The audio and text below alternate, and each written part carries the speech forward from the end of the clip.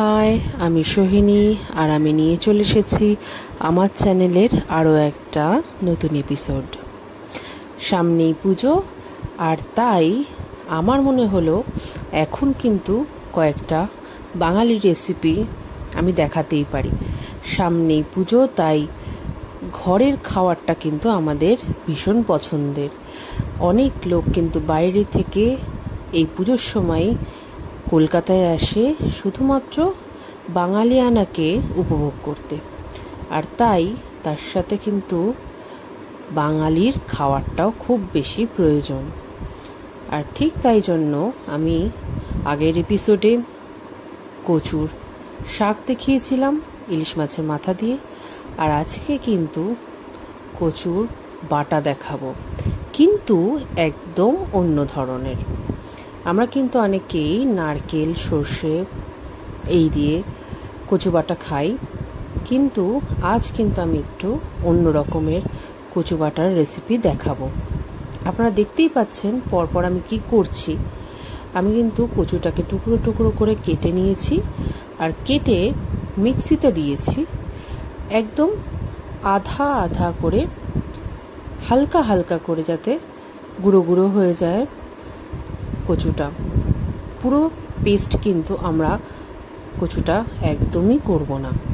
প্রথমে আমরা এরমভাবেই কচুটাকে নিয়ে নেব, তারপরে আধ ভাঙা করে পরের পার্টে যাব। হালকা করে জাস্ট ঘুরিয়েই অফ করে দেব কয়েক সেকেন্ডের জন্য। দেখুন, এটা কিন্তু একদমই পেস্ট হয়নি। কচুটা মিক্সিতে হাফ পেস্ট করার সময় আমি একটা জিনিস দিয়েছি, যেটা হচ্ছে ভিনিগার। এটা কিন্তু অবশ্যই দেবেন, তাতে আপনারা নিজেকে সুরক্ষিত ফিল করবেন। কারণ হচ্ছে কচু অনেক সময় হাত চুলকায়, আর খাওয়ার সময় অবশ্যই গলা চুলকায়। তাই জন্য যদি অল্প পরিমাণে একটু ভিনিগার দেওয়া যায়, তাহলে কিন্তু সেই ভয়টা একদম থাকে না খাওয়ার সময়। তাই আমি কচু তৈরি করার সময় সবসময় একটু ভিনিগার ব্যবহার করি। হাফ পেস্ট করে কচুটাকে আমি আলাদা করে রেখে দিয়েছি। আর এইবারে কিন্তু আমি নিয়ে নিয়েছি পেঁয়াজ আর রসুন, ছাড়িয়েও নিয়েছি। আপনারা যতটা কচু নেবেন সেই আন্দাজ করে কিন্তু পেঁয়াজ আর রসুনটা নেবেন। রসুনগুলো আমি শুধু একটু ক্রাশ করে নিচ্ছি, যাতে ভাঙা ভাঙা হয়ে যায়। আর এরপরে কিন্তু আমি নেক্সট স্টেপে যাব। এরপর আমি কড়া বসিয়ে দেবো, আর অবশ্যই এই রান্নাটার জন্য কিন্তু আমি সর্ষের তেল ইউজ করব, কারণ কচুর মধ্যে সর্ষের তেলটা খুব ভালো লাগে। দেখতেই পাচ্ছেন আমি শুকনো লঙ্কা দিয়ে দিয়েছি। আমি একটা দিয়েছি কারণ সবাই ঝাল খেতে পারে না। আপনারা চাইলে কিন্তু অবশ্যই এর মধ্যে 2-3টে লঙ্কা দিতে পারেন, কারণ এটা যতটা ঝাল হবে তত বেশি খেতে ভালো হবে। আর এরপরে আমি কালো জিরে দিয়েছি, আর কুচো করে রাখা পেঁয়াজ আর রসুনটাও কিন্তু দিয়ে লাল হওয়া পর্যন্ত আমি ভেজে নিচ্ছি। দেখুন, পেঁয়াজ কিন্তু লাল লাল করে ভাজা হয়ে গেছে। আর এরপরে কিন্তু আমি ওই কচুটা পুরোটা দিয়ে দিলাম, আর এরপরে আমি ভালো করে কচুটাকে অনেকক্ষণ নাড়ব, যতক্ষণ কচুটার গা একটু সোনালি সোনালি রং না ধরে। ভালো করে কিন্তু আমি কচুটাকে নাড়তে থাকবো। কচুটাকে পেঁয়াজের সাথে ভালো করে মিশিয়ে নিয়ে আমি দিয়ে দিলাম নুন। ভালো করে কিন্তু আমরা নুনটাও মিক্সড করে নেব, আর তারপর আমি ভালোভাবে নাড়তে থাকবো যতক্ষণ না কচুটার রং সোনালি হয়ে যায়।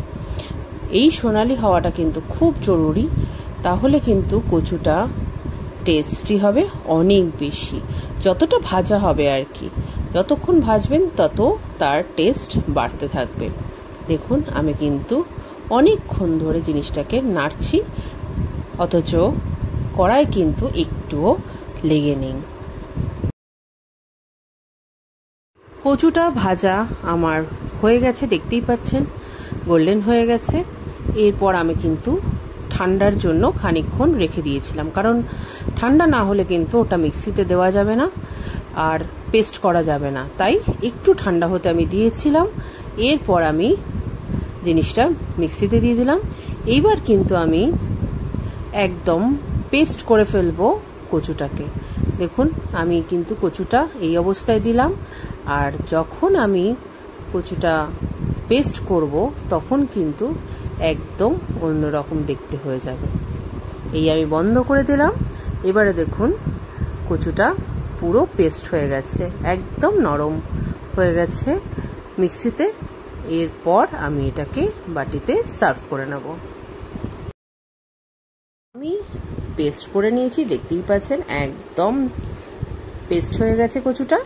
এরপর আমি নামিয়ে নিচ্ছি বাটিতে, আর গরম গরম ভাতে কিন্তু আমি সবার পাতে পাতে সার্ভ করে দেবো। আপনারাও যদি এরম গরম ভাতে এরম কচু বাটা খেতে চান অবশ্যই ট্রাই করুন।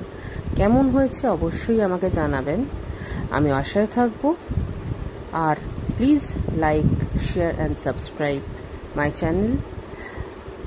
অবশ্যই কিন্তু এই রেসিপিটা ট্রাই করবেন, আমি বলছি ভীষণ ভালো লাগবে আপনাদের, একদম অন্যরকম।